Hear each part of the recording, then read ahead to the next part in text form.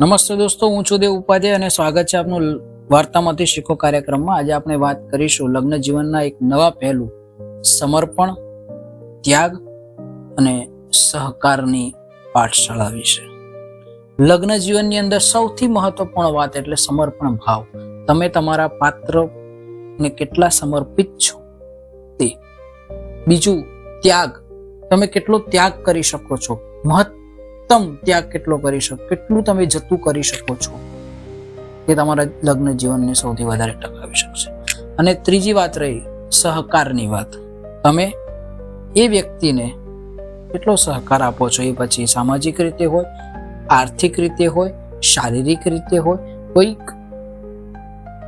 મુશ્કેલીનો સમય હોય ત્યારે।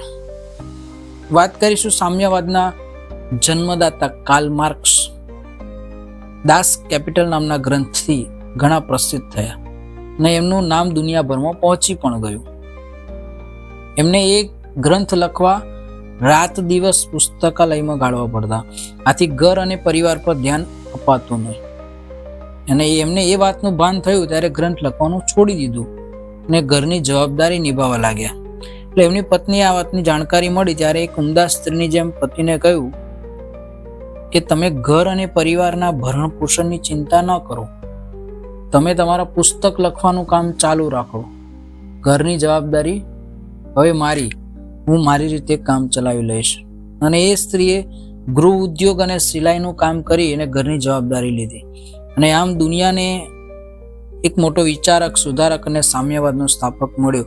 અગર એમના પત્ની એમને સાથ સહકાર ન આપ્યો હોત, એમની પાછળ એટલો સમર્પણ ભાવ ન રાખ્યો હોત, યા તો એટલું બધું ત્યાગ ન કર્યો હોત, એ ઘરની જવાબદારી જે કાર્લ માર્ક્સ લેવાના હતા, એ જે બાળકોની જિમ્મેદારી હોય, ઘર ચલાવવાની જિમ્મેદારી હોય, એ બધી જવાબદારી એમના પત્નીએ સ્વીકારી, તો આપણને આટલો મોટો વિચારક મળ્યો। કહેવાનો આશય એવો છે કે લગ્ન જીવનની અંદર તમે કેટલું જતું કરો છો, તમે તમારા પતિને કેટલું સમર્પિત રહો છો, તમે તમારા પતિને કેટલો સહકાર આપો છો।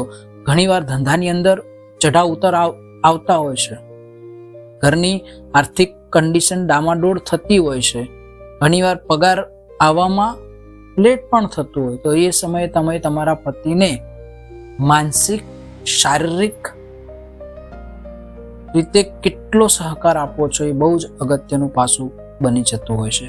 અને જે સ્ત્રી પોતાના પતિને આ ત્રણ ગુણોની અંદર પૂરેપૂરું નિષ્ઠાવાન ફરજ પૂરી પાડતી હશે, એ સ્ત્રીનું લગ્ન જીવન સુખમય અને આનંદમય 100% બની રહેતું હોય છે।